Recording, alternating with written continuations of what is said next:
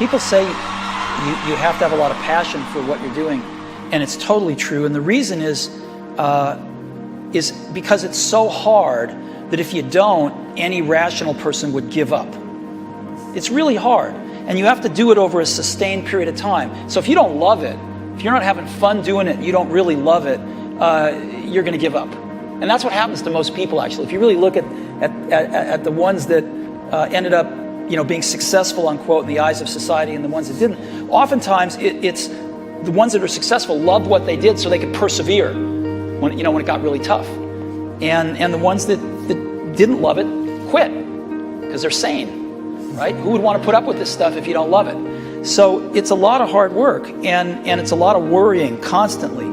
And if you don't love it, you're going to fail. So you got to love it. You got to have passion. When you start out, you have to deal with the problems of failure. You need to be thick-skinned to learn that not every project will survive.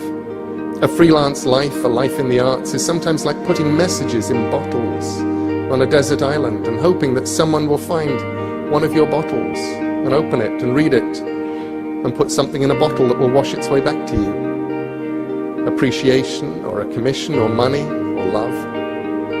And you have to accept that you may put out hundreds of things for every bottle that winds up coming back. If you have an idea of what you want to make, what you were put here to do, then just go and do that. And that's much harder than it sounds, and sometimes in the end so much easier than you might imagine. Because normally there are things you have to do before you can get to the place you want to be. But when you have a dream, it doesn't often come at you screaming in your face, this is who you are, this is what you must be for the rest of your life. Sometimes a dream almost whispers. And I've always said to my kids, the hardest thing to listen to, your instinct, your human personal intuition, always whispers, it never shouts. Very hard to hear. So you have to, every day of your lives, be ready to hear what whispers in your ear.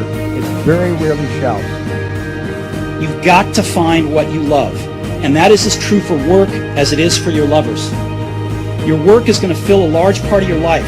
And the only way to be truly satisfied is to do what you believe is great work. And the only way to do great work is to love what you do. Sometimes life is hard. Things go wrong. In life, and in love, and in business, and in friendship, and in health, and in all the other ways that life can go wrong. And when things get tough, this is what you should do. Make good art.